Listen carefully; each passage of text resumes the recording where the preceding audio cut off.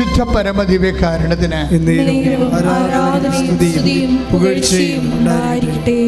അതായത് പിന്നെ നിങ്ങൾ ഉടമ്പടിക്കാർ ശ്രദ്ധിക്കേണ്ട ഒരു കാര്യം വെച്ച് കഴിഞ്ഞാൽ ഇപ്പം ഈ ദിവസങ്ങളിൽ മിനി രാജൻ എന്നും പറഞ്ഞൊരു മോളുടെ സാക്ഷ്യം ഉണ്ടായി. അത് ഭയങ്കര, അത് അക്രൈസ്തവ സാക്ഷ്യമാണ്.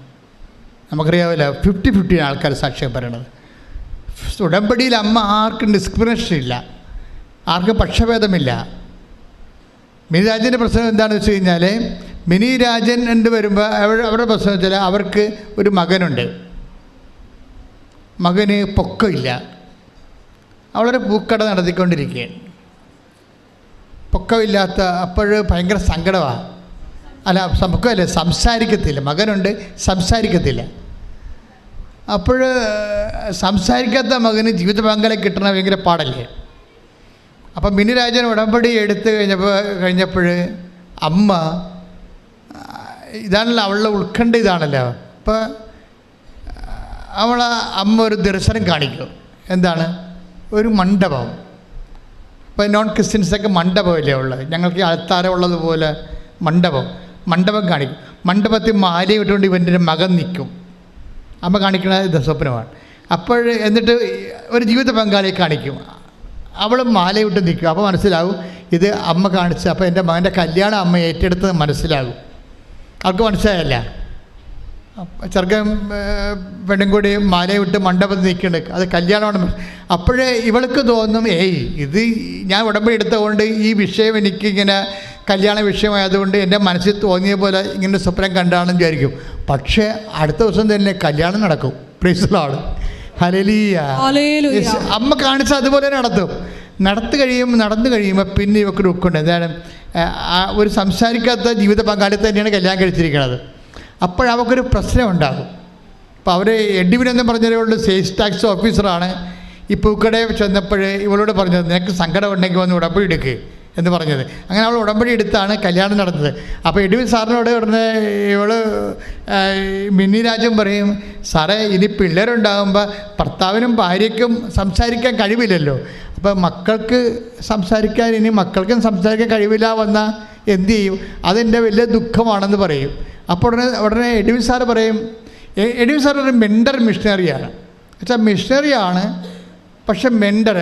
എഡ്വിൻ സാർ പറയും, നീ വിഷമിക്കണ്ട, ഞാൻ ഉടമ്പടി പുതുക്കുമ്പോൾ നിൻ്റെ മകന് ജനിക്കാൻ പോണ കുഞ്ഞ് സംസാരിക്കാൻ വേണ്ടി ഞാൻ അമ്മയോട് പറയാമെന്ന് പറയും. അതാണ് മെൻഡർ മിഷണറി എന്ന് പറയണത്. ഇങ്ങനെ കുറേ മെൻഡർ മിഷണറിമാരുണ്ട്. വെച്ച് കഴിഞ്ഞാൽ അവർ മറ്റുള്ളവരെ പ്രോത്സാഹിപ്പിച്ചുകൊണ്ടിരിക്കും.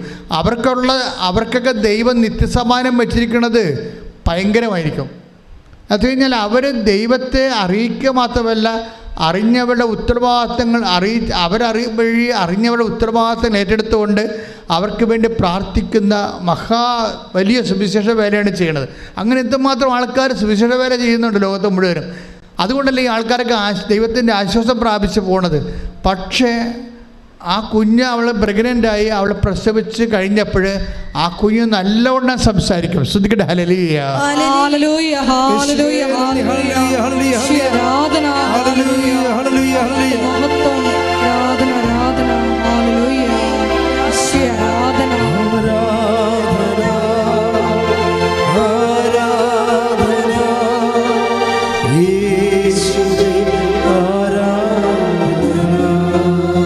മിനിരാജിൻ്റെ സാക്ഷ്യം നിങ്ങൾ പറയുമ്പോഴേ എന്തുകൊണ്ടാണ് ആ സാക്ഷ്യം പറയണത്?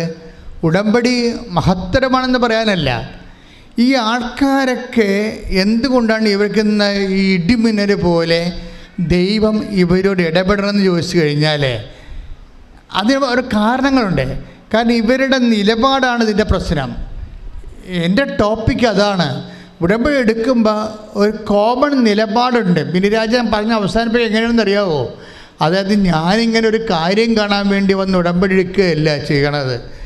ഞാൻ ഈ ഉടമ്പടി അങ്ങോട്ട് ജീവിക്കുകയാണ് എൻ്റെ മരണം വരെ. എനിക്ക് വേണ്ടത് നിത്യതയാണെന്ന് എന്ന വിഷയം.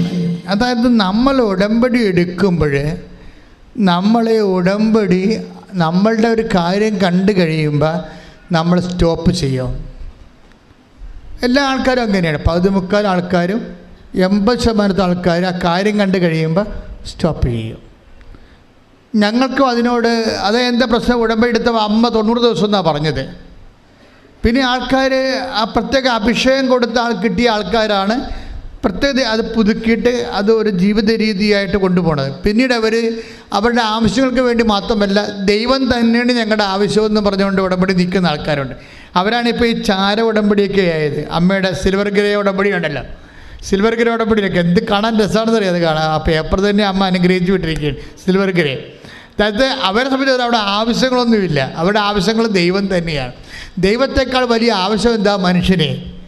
അതുകൊണ്ടാണ് ഈ മിനി രാജൻ ഇങ്ങനെ പറയണം, ഞാനിതുകൊണ്ട് അവസാനിപ്പിക്കത്തില്ല, എനിക്ക് വേണ്ട നിത്യതയാണെന്ന്, ഞാൻ ഉടമ്പടിയിൽ അങ്ങനെ ജീവിതം തുടരുകയാണെന്ന് പറഞ്ഞതിൻ്റെ കാരണം അതൊരു നിലപാടാണത്. അപ്പം ദൈവത്തിനറിയാം നിങ്ങൾ ദൈവം ഉടമ്പടി എടുക്കുമ്പോൾ നിങ്ങളറിയാം ഇത് തൽക്കാലത്തേക്ക് ഈ IELTS കൊണ്ട് അവസാനിപ്പിക്കുമോ, കല്യാണം കെട്ടണം കൊണ്ട് അവസാനിപ്പിക്കുമോ, കുഞ്ഞുങ്ങളുണ്ടാകുന്നത് കൊണ്ട് അവസാനിപ്പിക്കുമോ, വസ്തു വിൽക്കണം കൊണ്ട് അവസാനിപ്പിക്കുമോ, വിദേശത്ത് പോകണം കൊണ്ട് അവസാനിപ്പിക്കുമോ എന്ന് ദൈവത്തിന് നേരത്തെ അറിയാം. നിങ്ങൾ ഇതിൻ്റെ ലൂപ്പ് ഹോളാണത്. നിങ്ങൾ നേരത്തെ ദൈവമായിട്ട് ഒരു ധാരണ എത്തിച്ചേരണം. മാതാവേ, ഇപ്പം എനിക്ക് വിഷയമുണ്ട്, ശരി, നീ എന്നെ സഹായിക്കുമെന്ന് എനിക്കറിയാം, പക്ഷേ ഞാൻ ജീവിക്കണത് ഇത് അന്ത്യം വരെ ദൈവത്തിൻ്റെ മകളായി, ദൈവത്തിൻ്റെ മകനായി ജീവിക്കും. എൻ്റെ മക്കളെ, ഉടമ്പടി എങ്ങനെയാണ് നിങ്ങൾ അതിൻ്റെ നിലപാട്, നയം, സമീപനം അതൊക്കെ അർത്ഥവത്തായിട്ട് അറിഞ്ഞു കഴിഞ്ഞാൽ നമ്മൾ ഇതുകൊണ്ട് ഒത്തിരിയേറെ നമ്മളതിൻ്റെ നിലനിൽക്കും. ഇപ്പം മിനി രാജ്യം പറഞ്ഞത് എന്താണ്?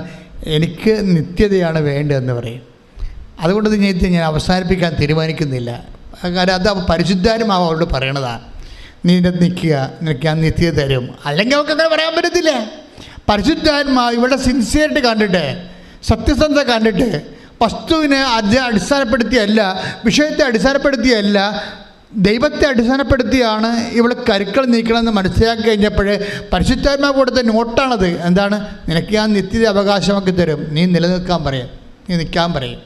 കാര്യം ഒരു വിഷയം ദൈവത്തിനെ സംബന്ധിച്ചിടത്തോളം നിനക്കറിയാമല്ലോ, ദൈവത്തിൻ്റെ മുമ്പിൽ ഒരു പ്രശ്നത്തിൻ്റെ മണം കേട്ടാൽ മതി, ദൈവം അവിടുന്ന് പോകത്തില്ല. ഒരു രോഗത്തിൻ്റെ അതായത് വിഷയം വെച്ചാൽ, അതായത് നമ്മളുടെ ഒരു കേമത്വമോ പ്രാർത്ഥനയോ ഒന്നും ഇല്ലെങ്കിൽ പോലും ദൈവത്തിൻ്റെ സ്വാഭാവികമായ സ്വത്വമെന്ന് പറയണത് പ്രശ്നങ്ങളോട് പോസിറ്റീവായിട്ട് പ്രതികരിക്കണതാണ്. അതിൻ്റെ കാര്യം ദൈവത്തിൻ്റെ ഹൃദയം അലിഞ്ഞു പോകും.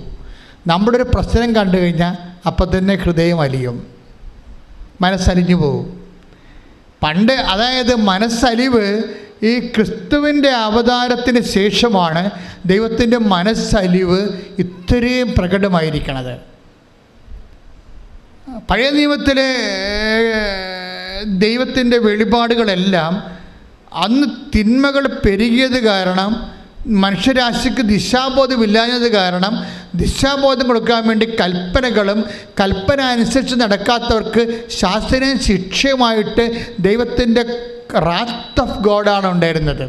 ഈ റാത്ത് ഓഫ് ഗോഡ് ഒരു പവറാണ്. ഈ പവർ തന്നെയാണ് പുതിയ നിയമത്തെ കൺവേർട്ട് ചെയ്തിട്ട് ഹൃദയാലിവായിട്ടും കരുണയായിട്ടും മാറിയിരിക്കുന്നത്. അപ്പം കരുണയും ദൈവത്തിൻ്റെ ഒരു പവറാണ്. ദൈവത്തിൻ്റെ സ്വഭാവം എന്ന് പറയുന്നത് സ്വാഭാവികമായ സങ്കടങ്ങളോട് റിസപ്റ്റിവിറ്റിയുള്ള സ്വഭാവമാണ്. അതുകൊണ്ടാണ് ആര് പ്രാർത്ഥിച്ചാലും എന്ത് വിഷയമായാലും ദൈവം എന്ന് വിളിക്കുമ്പോൾ ഏത് മൈതാനത്ത് നിന്ന് വിളിച്ചാലും ദൈവം കേൾക്കണതിൻ്റെ കാരണം അതാണ്. പക്ഷെ നമുക്കങ്ങനെ മൈതാന ബന്ധമല്ല വേണ്ടത്. അപ്പനും മക്കളും തമ്മിലുള്ള ബന്ധം മൈതാന ബന്ധമാണോ? അല്ല, അത് നമ്മൾ മനസ്സിലാക്കിയാൽ മതി. അപ്പനും മക്കളും തമ്മിലുള്ള ഗാർഹിക ബന്ധവും രക്തബന്ധവുമാണ്. 7:12 അവൻ നഗര കവാടത്തിനടുത്തെത്തിയപ്പോൾ അവൻ നഗര കവാടത്തിന് അടുത്തെത്തിയപ്പോൾ മരിച്ചുപോയ ഒരുവനെ ചിലർ എടുത്തുകൊണ്ടുവരുന്നത് കണ്ടു. ഒരു വിധവയുടെ ഏകപുത്രനായിരുന്നു അവൻ. പട്ടണത്തിൽ നിന്ന് വലിയൊരു ജനക്കൂട്ടവും അവളോടൊപ്പം ഉണ്ടായിരുന്നു. അവളെ കണ്ട് മനസ്സലിഞ്ഞ് കർത്താവ് അവളോട് പറഞ്ഞു, കരയേണ്ട. അവൻ മുന്നോട്ട് വന്ന് ശവമഞ്ചത്തിന്മേൽ തൊട്ടു. അത് വഹിച്ചിരുന്നവർ നിന്നു. അപ്പോൾ അവൻ പറഞ്ഞു, യുവാവേ, ഞാൻ നിന്നോട് പറയുന്നു, എഴുന്നേൽക്കുക. മരിച്ചവൻ ഉടനെ എഴുന്നേറ്റിരുന്നു. അപ്പോൾ മരിച്ചവനെ ഉയർപ്പിക്കുന്ന കർത്താവിൻ്റെ ജീവിതത്തിലെ ഏറ്റവും പ്രധാനപ്പെട്ട ഒരു അനുഭവമാണിത്. നിങ്ങൾക്കറിയാമല്ലോ, ഇതിന് ആരും പ്രേയർ എഴുത്തില്ല. പ്രേരിച്ചോ? ആ വിധവ കരഞ്ഞ് പറഞ്ഞോ, കർത്താവ് എൻ്റെ മകനെ ഉയർപ്പിക്കണമെന്ന് പറഞ്ഞോ? ഇല്ല, പറഞ്ഞില്ല. ദൈവത്തിൻ്റെ സ്വാഭാവികമായ ഒരു ഇത് മനുഷ്യൻ്റെ പ്രശ്നങ്ങളോടും കണ്ണുനീരിനോടും നേരിട്ട് ആരും പറയാതെയും ചോദിക്കാതെയും പ്രാർത്ഥിക്കാതെയും തന്നെ ഇൻട്രാക്ട് ചെയ്യുന്ന സ്വഭാവമാണുള്ളത്. സ്വാഭാവികമായി അതിനോട് പ്രതികരിക്കുന്ന സ്വഭാവമാണ് ദൈവത്തിനുള്ളത്. ഇതാണ് മനസ്സരിവെന്ന് പറയുന്നത്. അപ്പോൾ അതുപോലെ അത് നമ്മൾ മനസ്സിലാക്കുക. അതേ പക്ഷേ ഇത് അതുകൊണ്ടാണ് പല കാര്യങ്ങളും നമ്മൾ എവിടെ ഇരുന്ന് പറഞ്ഞാലും ദൈവം കേൾക്കും, ഒരു പ്രശ്നവും ഇല്ല അതിനകത്ത്.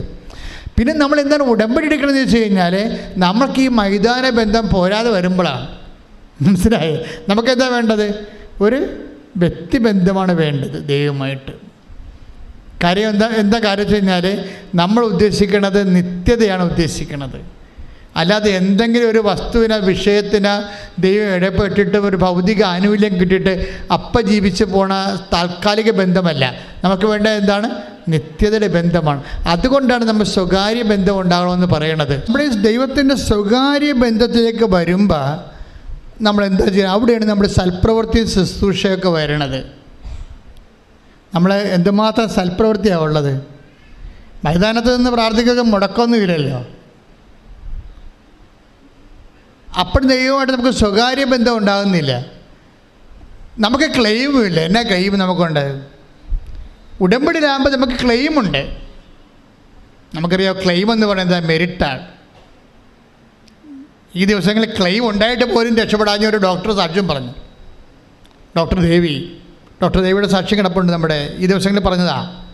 ഡോക്ടർ ദേവിയുടെ പ്രശ്നമുണ്ട്, അവർക്ക് ക്ലെയിം ഉണ്ട്. നല്ല 23 അവർ ഒരു ഫിസിയോളജി അതായത് ഹ്യൂമൻ ബോഡിയുടെ ഫിസിഷ്യനാണ് അവർ.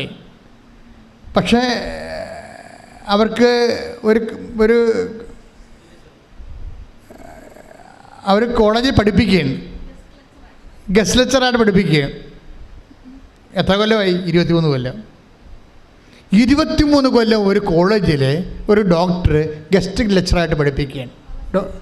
ഡോക്ടർ ദേവി കുറേ നാൾ കഴിഞ്ഞപ്പോൾ അവർക്ക് മനസ്സിലായി ഇനിയിപ്പോൾ കുറച്ച് കഴിയുമ്പോൾ റിട്ടയർഡ് ആവും. 23 കൊല്ലം പഠിപ്പിക്കാൻ തുടങ്ങിയതാണ്. ഇത് ഇപ്പോഴും പെർമനൻ്റ് ആക്കിയിട്ടില്ല ആ കോളേജിൽ. അപ്പോഴവർ ആരോ പറഞ്ഞിട്ട് ഉടമ്പടി എടുക്കും. ആരോ പറഞ്ഞ് ഇവിടെ വന്ന് ഉടമ്പടി എടുക്കും. ഉടമ്പടി എടുത്ത് കഴിയുമ്പോൾ അവരവിടെ പ്രിൻസിപ്പൾ വിളിക്കും. എന്താ വിളിക്കുന്നത് വെച്ച് കഴിഞ്ഞാൽ, നിങ്ങൾക്ക് വേറെ കോളേജ് വല്ലതും നോട്ടം ഉണ്ടോ, അതോ ഈ കോളേജിൽ തന്നെ പെർമനൻ്റായിട്ട് തുടരാൻ താല്പര്യമുണ്ടോ ചോദിക്കും. അപ്പോൾ ഡോക്ടർ ദേവി പറയും, ഞാൻ പെർമനൻ്റായിട്ട് തുടരാൻ താല്പര്യമുണ്ട്, കോളേജിൻ്റെ കരിക്കുലത്തിൻ്റെ ഭാഗമാകാൻ താല്പര്യമുണ്ടെന്ന് പറയും. പക്ഷേ എന്നിട്ട് ഉടനെ ഇവരെ പെർമനൻ്റ് ലെക്ചറാക്കി അവർ അപ്പോയിൻറ്റ് ചെയ്യും. 23 വർഷം നടക്കേണ്ടത് അതായത് 23 വർഷം ഗസ്റ്റ് ലെക്ചറാണ്. വന്നും പോയി പഠിപ്പിച്ചുകൊണ്ടിരുന്ന ആളാണ്. അപ്പോൾ ഈ ഡെയിലി വേജസ് പോലെ കിട്ടത്തുള്ളൂ ഗസ്റ്റ് ലെക്ചർമാർക്ക്. അപ്പം അതിൻ്റെ ശമ്പളം കിട്ടത്തില്ല. ഉടമ്പടി എടുത്ത ഉടനെ അതല്ല പ്രശ്നം. ഡോക്ടർ ദേവി പറയണത്, ഞാൻ ഉടമ്പടി എടുത്ത നിമിഷം തന്നെയാണ് അവിടെ പ്രിൻസിപ്പളും മാനേജറുമൊക്കെ എൻ്റെ പഴയ ഹിസ്റ്ററി ചകഞ്ഞത്. അതാണ് ഞാൻ മുമ്പ് പറഞ്ഞത്, മരിയൻ സൈൻ. എല്ലാത്തിനും ഒരു മരിയൻ സ്റ്റിഗ്മാത്ത ഉണ്ടാകും. അതായത് മരിയൻ അടയാളങ്ങൾ കാണും. അത് അമ്മ തന്നെ ചെയ്തു തന്നാണെന്ന് നമുക്ക് ബോധ്യപ്പെടുന്ന രീതിയിൽ അമ്മ അനുഗ്രഹിക്കത്തുള്ളത്. അപ്പോൾ അവരോട് പറഞ്ഞിട്ട് ഞാൻ ഉടമ്പടി എടുത്ത ആ മണിക്കൂറും അവർ എൻ്റെ പഴയ ഫയലുകൾ നോക്കി. ഫയൽ നോക്കിയപ്പോൾ ഇവർക്ക് റിമാർക്സൊന്നുമില്ല. എന്താ പ്രശ്നം വെച്ച് കഴിഞ്ഞാൽ, ഇവരെയും മെരിറ്റുള്ള ആളാണ്. പക്ഷേ അവർക്ക് കൂടി താല്പര്യം വരണ്ടേ. അപ്പോയിൻമെൻറ്റ് ചെയ്യുന്നവർക്ക് നമ്മുടെ മെറിറ്റ് ഉണ്ടെന്ന് പറഞ്ഞ് നമുക്ക് ക്ലെയിമില്ല.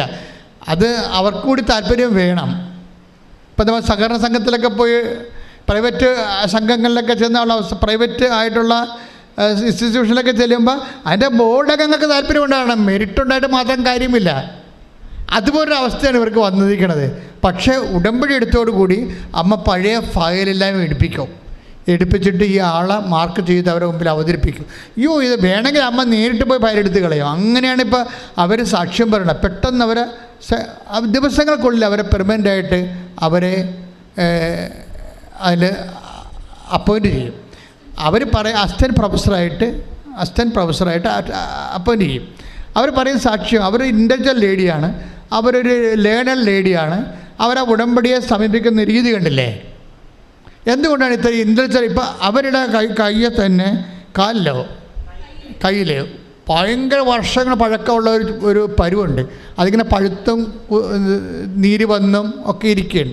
പഴുത്തും നീര് പലതരത്തിൽ ഓയിൽമെൻറ്റ്സൊക്കെ അവിടെ പേട്ടറുണ്ട്. പക്ഷെ പിന്നെയും പഴുക്കും, പിന്നെയും നീര് വരും, കൈ വണ്ണച്ചിരിക്കും, പിന്നെ കുഴിനകം പോലെ പോയി. അത് അവസാനത്തിന് അവർ ഇതെടുത്തിട്ട് ഉടമ്പടി തൈലമെടുത്ത വിശ്വാസപ്രമാണം ചൊല്ലി ആ കുഴിനകത്ത് ഡോക്ടറാണെന്ന് വിചാരിക്കണം. നമ്മളെപ്പോഴും ചിന്തിക്കേണ്ടത് അമ്മ ഈ വിമർശനങ്ങൾ ആൾക്കാരെ പുറത്ത് ബുദ്ധിയും ബോധവും ഇല്ലാത്തവൻ കാര്യമറിയാതെ അനുഭവജ്ഞാനമില്ലാതെ എന്തൊക്കെ വിളിച്ച് പറയുമ്പോൾ അതിൻ്റെ ഇരട്ടി അടയാളങ്ങൾ വിദ്യാഭ്യാസമുള്ളവരെ കൊണ്ട് അമ്മ ഇവിടെ ചെയ്യിച്ച് മാറ്റുന്നുണ്ട്. അത് തന്നെ ഓർക്കണം. ഇത് സംഗതി ഇവിടെ ചെന്ന് ഈ അടുത്ത കാലത്ത് ഇതുകൊണ്ട് അവസാനിക്കത്തില്ല. ഇത് അമ്മ ഇങ്ങോട്ട് മുന്നോട്ട് കൊണ്ടുപോവുക. അമ്മയുടെ പ്രത്യക്ഷീകരണം സമയക്കടികാരം നെഞ്ചിൽ ചാർത്തിക്കൊണ്ട് ദുരന്തമുണ്ടാകാൻ പോകുന്നത് പ്രാർത്ഥിക്കണമെന്ന് പറഞ്ഞ പ്രത്യക്ഷീകരണം സഭ ഏറ്റെടുത്ത് ലോകം മുഴുവൻ പ്രചരിപ്പിക്കുന്നവരെ അടയാളങ്ങൾ കിട്ടിക്കൊണ്ടേയിരിക്കും. അപ്പം അതുകൊണ്ട് തന്നെ അതായത് അത് ക്രൈസ്തവരായാലും ശരി അക്രൈസ്തവരായാലും ശരി ആരായാലും ശരി ഡോക്ടറായാലും ശരി പഠനം ഇല്ലാത്തവരായാലും ശരി ആർക്ക് വിശ്വസിക്കാൻ കഴിയുന്നുവോ അവരെല്ലാം ദൈവത്തിൻ്റെ മഹത്വം കാണും. നമ്മൾ ബൈബിളിലൊരു കഥയില്ലേ, നമ്മൾ സംസാരിച്ചുകൊണ്ടിരിക്കുന്ന വിഷയം ഉടമ്പടിയുടെ നയം, നിലപാട്, സമീപനമാണ്. നിങ്ങൾ ഉടമ്പടിയോട് കാര്യമാത്ര പ്രസിദ്ധമായ ഒരു പ്രഗ്മാറ്റിക് ആയിട്ടുള്ള യൂട്ടിലിറ്റേറിയൻ ആയിട്ടുള്ള ഒരു ഇതുകൊണ്ട് എന്തെങ്കിലും നേടണമെന്ന് മാത്രമുള്ള ഉദ്ദേശമാണ്. ആ വിഷയത്തിൽ ദൈവമില്ല എന്നാണെങ്കിൽ തീർച്ചയായിട്ടും ഉടമ്പടി കുറച്ച് കഴിയുമ്പോൾ നിങ്ങളുടെ ഉടമ്പടി കരിഞ്ഞു പോകാൻ സാധ്യതയുണ്ട്.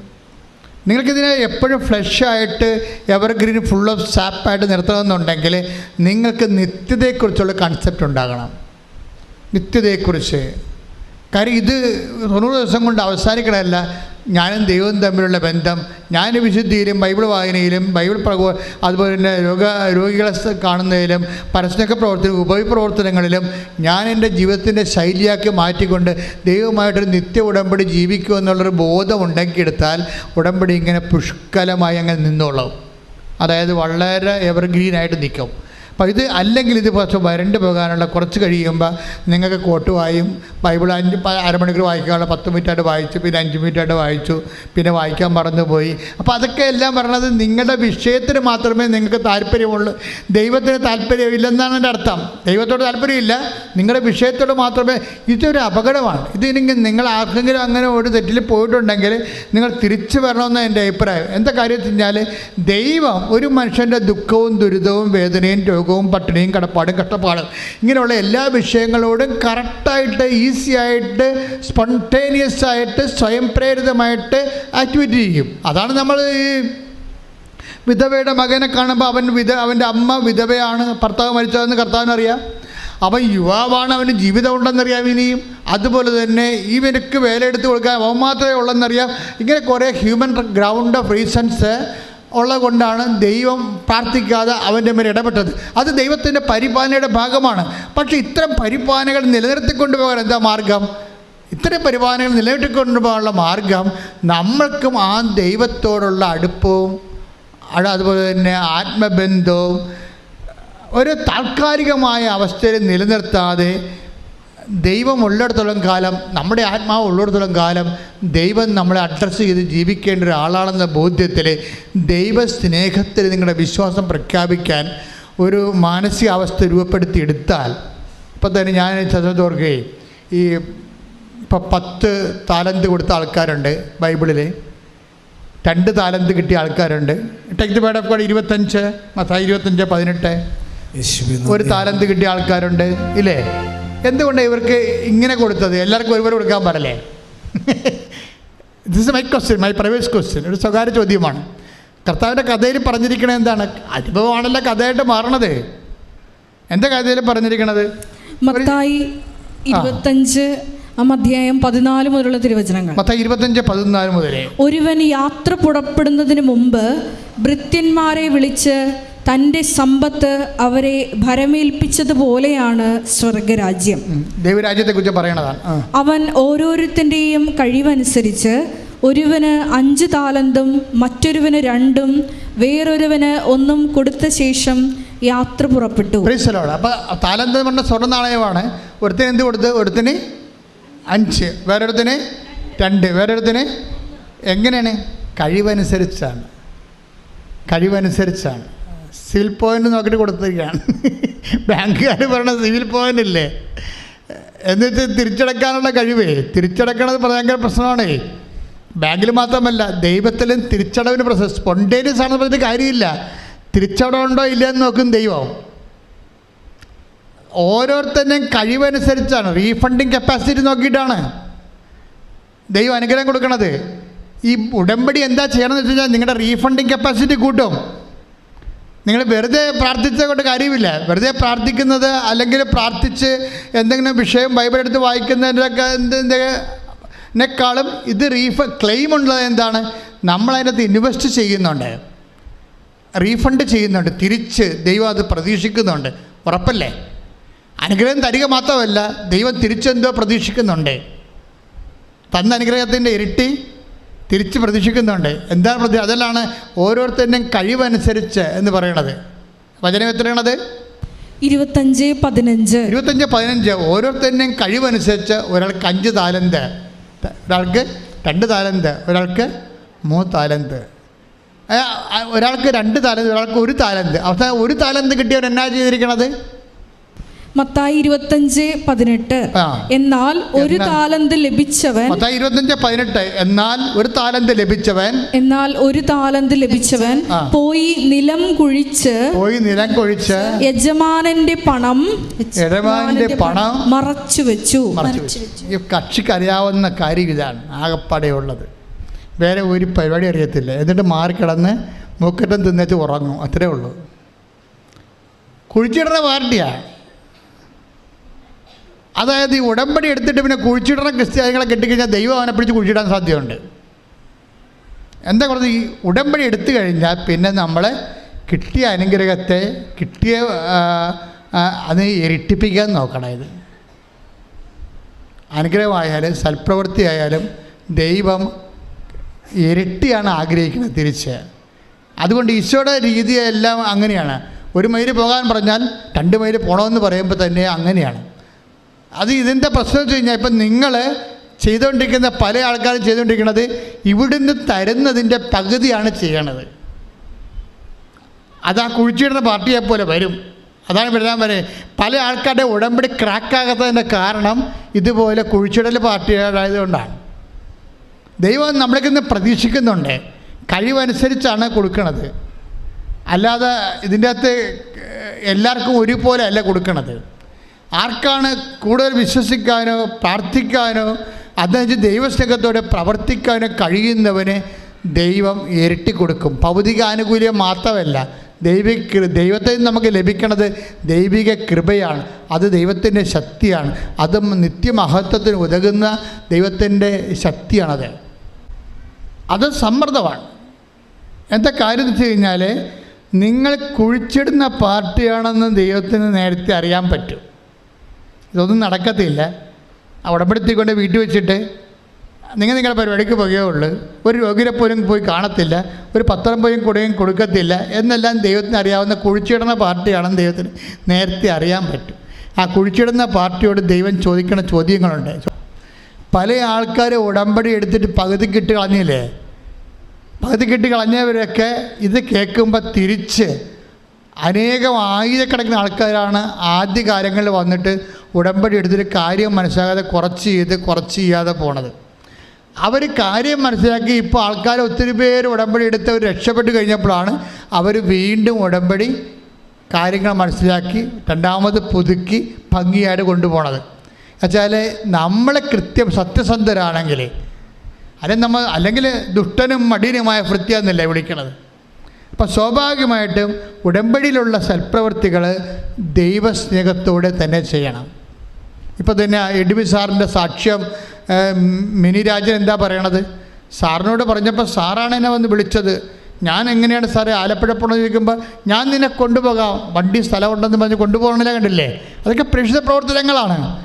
അപ്പോൾ ഇനി അവളോട് ചോദിക്കുമ്പോൾ അവൾ ചോദിക്കും, ഇനി ഈ സംസാരിക്കാതെ അപ്പുറത്ത് അപ്പനും അമ്മയും സംസാരിക്കാത്ത ആളാണെങ്കിൽ മക്കളെ ഇനി ഊമ്പരായി കഴിഞ്ഞാൽ ജനിച്ചാൽ എന്ത് ചെയ്യും സാറേ? അത് കുഴപ്പമില്ലേ, ഞാൻ ഉടമ്പടി പുതുക്കുമ്പോൾ നിൻ്റെ മകൻ്റെ കാര്യം കൂടി വെച്ചേക്കാം. അപ്പോൾ ഇതാണ് മെൻഡർ എന്ന് പറയണത്. ഇതുപോലെ കൊടുത്തവൻ അതിനെ ഇരട്ടിയാക്കുന്നുണ്ട് പ്രേക്ഷിത പ്രവർത്തനങ്ങളിലൂടെ. ചില ആൾക്കാർ കാര്യങ്ങൾ അറിയാൻ പാടില്ലാതെ എനിക്ക് ചില സമയത്ത് ഇവിടെ ഒന്ന് ചോദിക്കണം, കേൾക്കാം, ഈ ഉടമ്പടി തൈലം എന്താണ് ചെയ്യേണ്ടത്? കൊള്ളാം. അപ്പോൾ ക്ലാസ്സിൽ ഉറങ്ങിയിരുന്നു, അവിടെ മുകളിൽ പോയിരുന്ന് ഉറങ്ങിയിട്ട് ഇത് എന്ത് ചെയ്യണമെന്ന് ആകാശത്തൊന്നും അറിയാതെ തിരിയും പിടിച്ചുകൊണ്ട് തീപ്പിശാച്ചപ്പോൾ അങ്ങാടികൾ നടക്കണം കാണാൻ ചില ആൾക്കാർ. അപ്പോൾ ഇങ്ങനെയുള്ള അലപരാധികളെ ഉടമ്പടി എടുത്തിട്ടുണ്ട്. അപ്പം നിങ്ങൾ ആർക്കെങ്കിലും തെറ്റിപ്പോയിട്ടുണ്ടെങ്കിൽ നിങ്ങൾ ഇന്ന് പോലെ കറക്റ്റ് ചെയ്യാൻ വേണ്ടിയാണ് അച്ഛൻ ശാസിക്കുന്നത്, അല്ല നിങ്ങളെ വഴക്കിടുകയല്ല. നിങ്ങളെ ശാസിക്കുന്നതിൻ്റെ കാര്യത്തിൽ കറക്റ്റ് ചെയ്താൽ നിങ്ങൾക്ക് നിങ്ങളുടെ വിഷയം നടക്കും, ദൈവത്തിനെയും കിട്ടും. അതാണ് ഉടമ്പടി എടുത്താൽ രണ്ട് കാര്യങ്ങളുണ്ട്.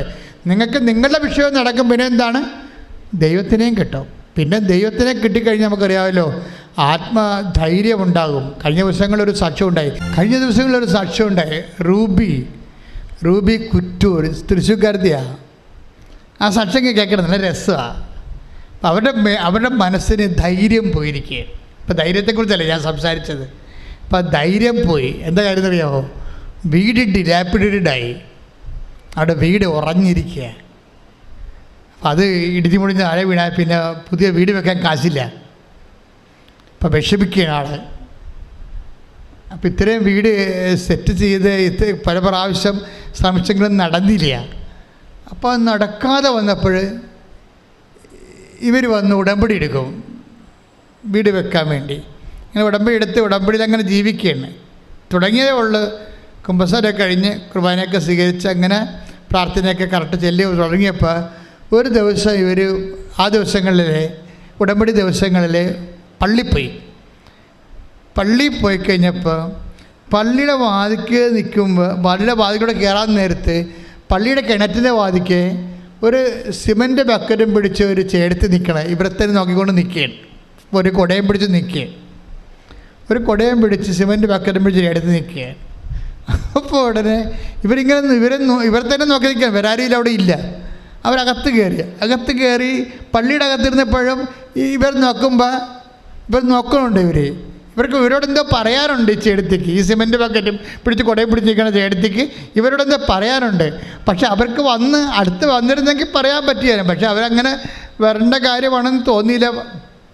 അവരകത്ത് കയറി കഴിഞ്ഞപ്പോഴും ഇവർക്കൊരു ധൈര്യം കിട്ടി. അവരതാ പറയണത്, ഈ ചേടത്തിയെ കണ്ടതിന് ശേഷം എനിക്ക് വല്ലാത്ത ധൈര്യമായി. പിറ്റേ ദിവസം ഞങ്ങളുടെ വീട്ടിൽ എൻജിനീയർ വന്ന്, അത്രയും നാൾ വരാതിരുന്ന മനുഷ്യൻ വന്നിട്ട് പെരക്ക് സ്ഥാനം വളർന്നിട്ട് സ്കെച്ചും പ്ലാനും ആക്കിയിട്ട് ഉടനെ പെരപ്പണി ആരംഭിച്ചു. പെരപ്പണി തകൃതിയായിട്ട് നടന്നുകൊണ്ടിരിക്കുന്ന സമയത്ത് ഞാനൊരു ധ്യാനകേന്ദ്രത്തിൽ പോയി. 5 ദിവസത്തെ ധ്യാനത്തിന് പോയി. അപ്പോൾ ഒരു ബ്രദർ എന്നോട് ചോദിച്ചു, കൗൺസിലിംഗ് എന്ന ബ്രദർ ചോദിച്ചു, കൃപാസനം മാതാവിനെ കണ്ടല്ലേ എന്ന് ചോദിച്ചു. ഞാൻ വിയർത്തു പോയി എന്ന് പറഞ്ഞ്. കാര്യം ബ്രദറിനെ അവർ കിണറ്റിൻ ചുവട്ടി വെച്ച് കണ്ട ആൾ കൃപാസനം മാതാവാണെന്ന് അമ്മക്കറിയത്തില്ല. അതുകൊണ്ട് ബ്രദറിലൂടെ അമ്മയെ വെളിപ്പെടുത്തിയാണ്. അപ്പം കറക്റ്റല്ലേ? സിമൻറ്റ് ബക്കറ്റ് പെരപണിയാനും ഉള്ള ആൾക്കാർ ഉപയോഗിക്കണമല്ലോ സിമൻറ്റ് ബക്കറ്റ്. കുടയെന്ന് പറഞ്ഞാൽ എന്താണ്? വീടിന് നമ്മൾ ഉപയോഗിക്കുന്നത് കുടയാണ്. വീടിൻ്റെ സിമ്പിൾ എന്താണ്? കുടയാണ്. മഴ വരാതിരിക്കാൻ വേണ്ടിയല്ലേ നമ്മൾ വീട് പണി താമസിക്കണത്. അപ്പം നിൻ്റെ വീട് പണിയാൻ വേണ്ടി ഞാൻ റെഡിയാണ്. സിമൻറ്റ് ബക്കറ്റും പിടിച്ച് കുടയും പിടിച്ച് ആൾ നിൽക്കുകയാണ്. കൈ ഇട്ടിച്ച് കർത്താവ്. അപ്പോൾ ഇപ്പോൾ ജോസഫത്തിന് മാത്രമല്ല മാതാവ് പ്രത്യക്ഷപ്പെടണത്, എല്ലാവർക്കും. ആർക്കെല്ലാം ധൈര്യം പോകുന്നുണ്ടോ ആർക്കെല്ലാം കണ്ണീര് പൊടിയുന്നുണ്ടോ, ആർക്കെല്ലാം രോഗമുണ്ടോ, ആർക്കെല്ലാം വിഷമമുണ്ടോ, അവിടെ മുമ്പിലെല്ലാം പ്രത്യക്ഷപ്പെട്ടുകൊണ്ട് സഞ്ചാരി മാതാവ് ഈ ദുരന്തമുണ്ടാകുമ്പോൾ പ്രാർത്ഥിക്കണമെന്ന് പറഞ്ഞ് അമ്മ നമ്മളെക്കൊണ്ട് ലോകത്തെ കൊണ്ട് പ്രാർത്ഥിപ്പിച്ചുകൊണ്ട് ലോകത്തെ വിശുദ്ധീകരിക്കുകയും ശക്തീകരിക്കുകയും സംരക്ഷിക്കുകയും ചെയ്യുന്ന വലിയ കാലഘട്ടത്തിലേക്ക് ആർപ്പോടുകൂടി കർത്താവ് ശ്രദ്ധിക്കട്ടെ. ഹല്ലേലൂയ. ഞാൻ പറഞ്ഞു വരുന്നത് ഇതാണ് മക്കളെ. ആ മത്തായിയുടെ ശ്രീകാരുടെ സുവിശേഷം 25:18 എന്തുകൊണ്ടാണ് യവന് ദൈവം 1 താലന്ത് മാത്രം കൊടുത്തത്? മറ്റുള്ളവർക്ക് 5ഉം 2ഉം കൊടുത്തപ്പോൾ ഈ കക്ഷിക്ക് എന്താ 1 കൊടുത്തത്? അവൻ കുഴിച്ചിടുമെന്ന് ദൈവത്തിന് നേരത്തെ അറിയാം. ദൈവമല്ലേ വിഷയം. അവൻ കുഴിച്ചിടുമെന്ന് ഈ ഒരു സംഭവം നടക്കത്തില്ല. ചുമ്മാ മടിയെ അഭ്യാസം കാണിക്കാൻ വേണ്ടി ഉടമ്പടിയെത്തി ഇരിക്കുകയാണെന്ന് വിചാരിച്ചുകൊണ്ട് യവൻ കുഴിച്ചിടുമെന്ന് ദൈവത്തിന് അറിയാം. അതുകൊണ്ടാണ് ആളെന്തരം നോക്കിയ ദൈവം പെരുമാറിയിരിക്കുന്നത്. 1 കൊടുത്തിരിക്കുന്നത്. പോയാലും 1 പോകത്തുള്ളൂ, ആ 2 പോകത്തില്ലല്ല. എപ്പോഴും നമ്മൾ മനസ്സിലാക്കണം, ദൈവം ഈ ആളെ നോക്കുക ആദ്യം തന്നെ.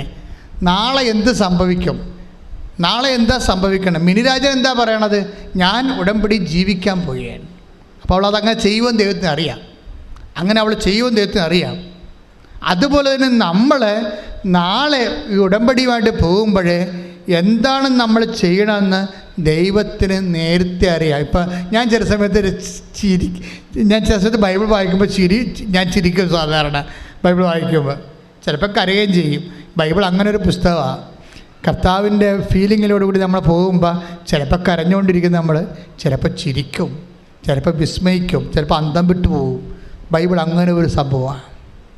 അതെന്ത് സംഭവിച്ചു? ഞാനൊരു സമയം ബൈബിൾ വായിച്ചോ ചിരിച്ച്. എന്നൊക്കെ എനിക്ക് ദൈവത്തിൻ്റെ സ്വഭാവം അറിയാവില്ല. കാര്യം കർത്താവ് ആ വീട്ടിൽ ചെന്നിരിക്കണതാണ്. ആരുടെ? പത്രോസിൻ്റെ വീട്ടിൽ. പത്രോസിൻ്റെ വീട്ടിൽ ചെന്നപ്പോൾ എന്നാ സംഭവിച്ചിരിക്കണത്? പത്രോസിൻ്റെ ഭാര്യയുടെ അമ്മ വലിയ കൊടിയ പനി പിടിച്ച് ഡെങ്കി അടിച്ച് കിടപ്പാണ്. പാർട്ടി വലിയ പനി പിടിച്ച് കിടക്കുകയാണ്.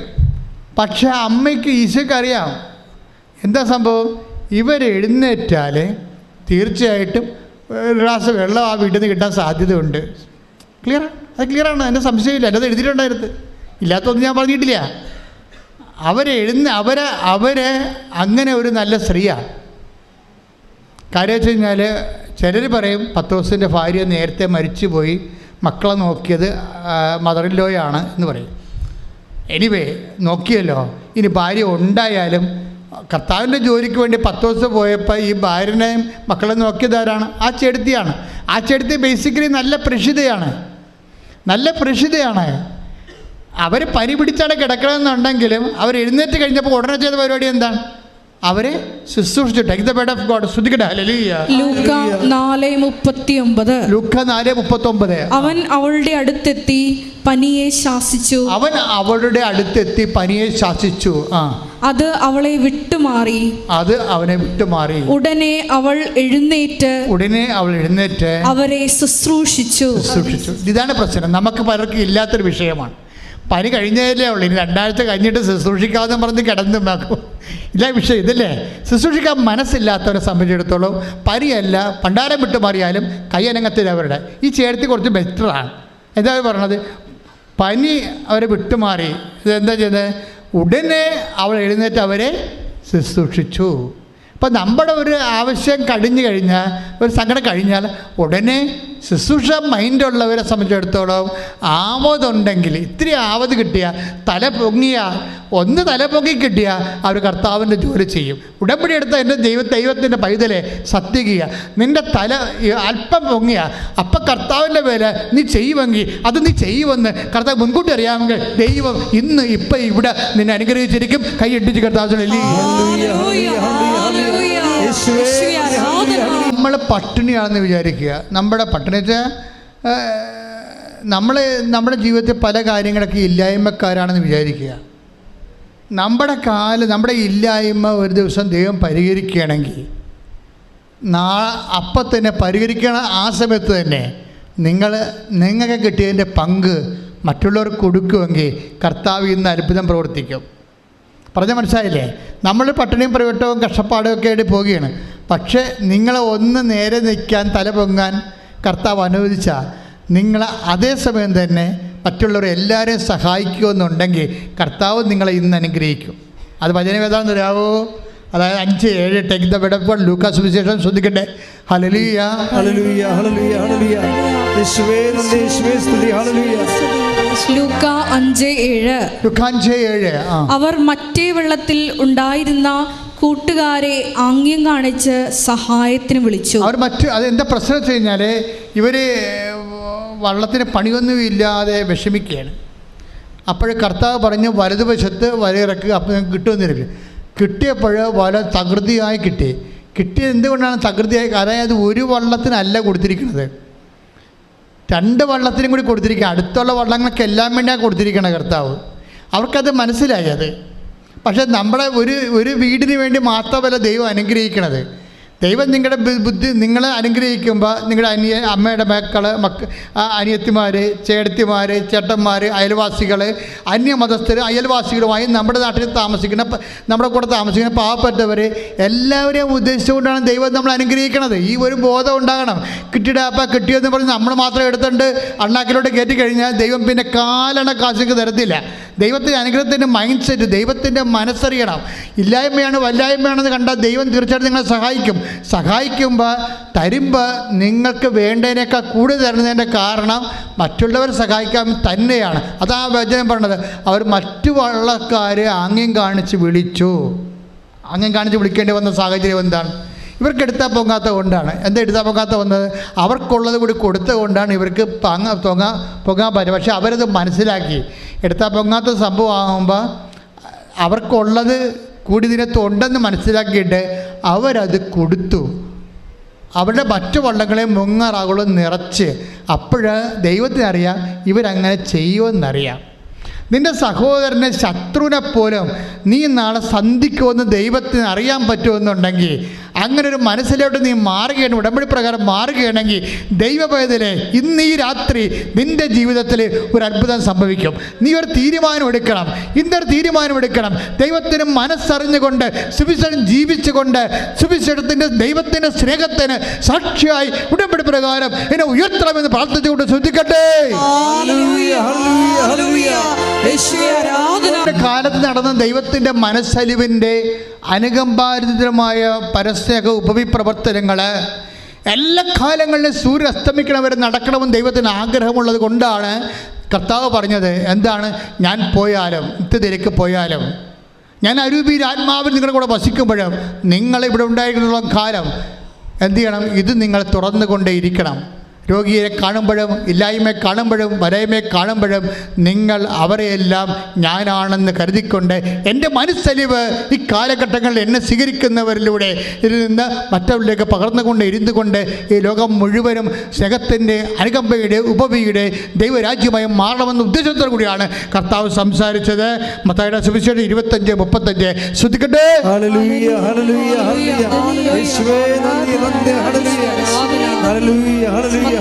25:35 മുതലുള്ള തിരുവചനങ്ങൾ. എന്തെന്നാൽ എനിക്ക് വിശന്നു, നിങ്ങൾ എനിക്ക് ഭക്ഷിക്കാൻ തന്നു. എനിക്ക് ദാഹിച്ചു, നിങ്ങൾ കുടിക്കാൻ തന്നു. ഞാൻ പരദേശിയായിരുന്നു, നിങ്ങൾ എന്നെ സ്വീകരിച്ചു. ഞാൻ നഗ്നനായിരുന്നു, നിങ്ങൾ എന്നെ ഉടുപ്പിച്ചു. ഞാൻ രോഗിയായിരുന്നു, നിങ്ങൾ എന്നെ സന്ദർശിച്ചു. ഞാൻ കാരാഗൃഹത്തിലായിരുന്നു, നിങ്ങൾ എൻ്റെ അടുത്ത് വന്നു. ആർക്കെല്ലാം എന്തെങ്കിലും ചെയ്തോ, ആരെല്ലാം പട്ടിണിയും പരിവട്ടവും വിഷമവും വേദനയും കാരാഗ്രഹവുമായിട്ട് ഇവിടെ ജീവിക്കുന്നുണ്ട്, കണ്ണിൽ നിന്ന് കണ്ണീര് പൊടിക്കുന്നുണ്ടോ, അവരെല്ലാം ഞാനാണെന്ന് പറഞ്ഞുകൊണ്ട് മനുഷ്യരാശിയുടെ കണ്ണീരിനോട് മാനുഷികമായ അജ്ഞതായിട്ട് പുലർത്താൻ വേണ്ടി മനുഷ്യാവതാരം ചെയ്തവൻ ഇന്ന് നിന്റെ കൂടെ ജീവിക്കുന്നുണ്ടെങ്കിൽ അവൻ്റെ കൈയായി കാലായി അവനായി നീ തുടരേണ്ട സുവിശേഷ ജോലിയാണ് ഉടമ്പടി നിന്നെ ഏൽപ്പിക്കുന്നത്. രോഗമുള്ളിടത്ത് കൈകൾ വെച്ചുകൊണ്ട് കൃപാസനത്തിന് ഈശോ തന്ന ഏറ്റവും വലിയ അഭിഷേകത്തിൻ്റെ ഒരു പ്രാർത്ഥനാ രൂപമാണ് രോഗമുള്ളിടത്ത് കൈകൾ വെച്ച് പ്രാർത്ഥിക്കണം. അനേകം മക്കളാണ് ഈ സമയത്ത് തീർത്ഥാടനത്തിൽ ഇവിടെ ഇരിക്കുന്നവരും ഓൺലൈനിൽ പ്രാർത്ഥിക്കുന്നവരും. അവരെപ്പോഴാണ് ഈ ആരാധന കൂടാൻ സൗകര്യം കിട്ടുന്നത് അപ്പോഴൊക്കെ അവർ സൗഖ്യപ്പെടുന്ന സന്ദേശങ്ങൾ സാക്ഷ്യം ഇവിടെ ഒന്ന് പറഞ്ഞിട്ട് നമുക്ക് കേട്ടിട്ടുണ്ട്, യൂട്യൂബിലുണ്ടത്. അതുകൊണ്ട് തന്നെ ആ ഒരു ബോധത്തിലും വിശ്വാസത്തിലും വേണം നിങ്ങൾ കൈവെക്കാൻ. നിങ്ങൾ കൈവെക്കുമ്പോൾ കർത്താവിൻ്റെ ആണിപ്പെടുത്താവുന്ന അത്ഭുതകരമാണെന്ന് നിങ്ങൾ മനസ്സിലാക്കണം. ആ കൈകൾ പ്രാർത്ഥിക്കുക. കർത്താവേ എൻ്റെ കൈകളെ അങ്ങയുടെ ആണിപ്പഴുതാർന്ന അത്ഭുത കരങ്ങളായി അങ്ങ് മാറ്റണമേ. കർത്താവേ, കാറ്റിനെ ശാസിച്ച അങ്ങയുടെ കരങ്ങള് എൻ്റെ രോഗമുള്ളിടത്ത് ഇപ്പോൾ വയ്ക്കണമേ. കർത്താവേ, ലാസറിനെ ഉയർപ്പിച്ച അങ്ങയുടെ ശക്തമായ കരങ്ങള് എൻ്റെ രോഗമുള്ളിടത്ത് ഇപ്പോൾ വെക്കണമേ. അന്തന്റെ കണ്ണിനെ സ്പർശിച്ച അങ്ങയുടെ കരുണയുടെ കരങ്ങള് എൻ്റെ രോഗമുള്ളിടത്ത് ഇപ്പോൾ വെക്കണമേ. കാനായിലെ വെള്ളത്തെ വീഞ്ഞാക്കിയ അങ്ങയുടെ ആശീർവാദ കരങ്ങള് ഇപ്പോൾ എൻ്റെ മേൽ വയ്ക്കണമേ. പാപങ്ങള് എഴുതി തള്ളിക്കൊണ്ട് പാപിനോട് സംസാരിച്ചപ്പോഴ് നിലത്തെഴുതിയ കർത്താവേ,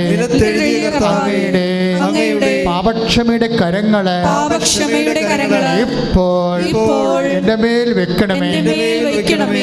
അഞ്ചപ്പത്തെ ആശീർവദിച്ച് 5000 പേർക്കായി വിളമ്പിയ കർത്താവേ, അങ്ങയുടെ അപ്പത്തെ ആശീർവദിച്ച കരങ്ങള് എൻ്റെ ജീവിത ആവശ്യങ്ങളുടെ മേൽ ഇപ്പോൾ വെക്കണമേ.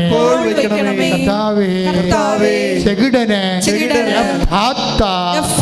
തുറക്കപ്പെടട്ടെ കൽപ്പിച്ചുകൊണ്ട് ചെവികളിലെ വയ്ക്കപ്പെട്ട അങ്ങയുടെ സൗഖ്യ കരങ്ങള് എന്റെ ശരീരത്തിലെ രോഗമുള്ളെടുത്ത് ഇപ്പോൾ വെക്കണമേ. മുതല് കാൽ വരെ അർശസ് രോഗങ്ങള്, അൾസർ രോഗങ്ങള്, വെരിക്കോസിന് അസുഖങ്ങള്, വിസർപ്പ രോഗങ്ങള്, പിസിഒഡി രോഗങ്ങള്, ആന്തരിക സൗഖ്യങ്ങള്, അവയവങ്ങളുടെ സൗഖ്യങ്ങള്, ശ്വാസകോശ രോഗങ്ങള്, TB രോഗങ്ങള്, തൈറോയ്ഡ് രോഗങ്ങള്, സിസ്റ്റ് രോഗങ്ങള്, കല്ലുണ്ടാകുന്ന രോഗങ്ങള്, മരവിപ്പ് രോഗങ്ങള്, വാതരോഗങ്ങള്, യേശുവിന്റെ നാമത്തിൽ മാറിപ്പോകട്ടെ. ോട് ചേർന്ന് പ്രാർത്ഥിക്കും. കർത്താവ് ദൈവമേ, ജോലി ഇല്ലാത്തവരെ, തടസ്സമുള്ളവരെ,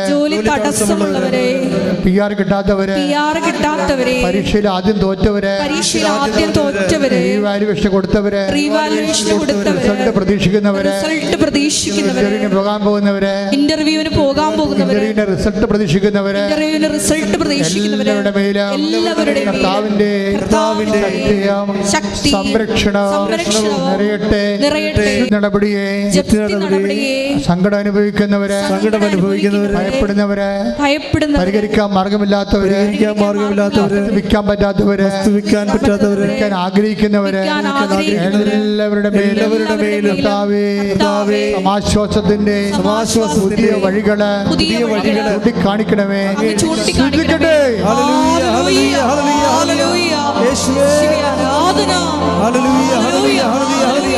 കേസ് കിടക്കുന്നവരെ, ജീവിത പങ്കാളി ഒന്നിച്ച് ജീവിക്കാൻ ആഗ്രഹമുള്ളവരെ, അവരുടെ മേലെ ആരാധനയിലെ കാരുണ്യം വർഷിക്കണമേ.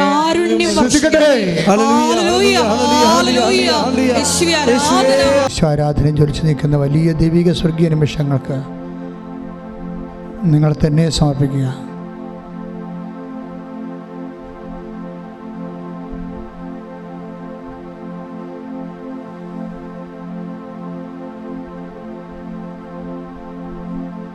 ശിരസ്സ് നമിച്ച് നമുക്ക് ദിവ്യകാരുണ്യനാഥന്റെ ആശീർവാദം സ്വീകരിക്കാം.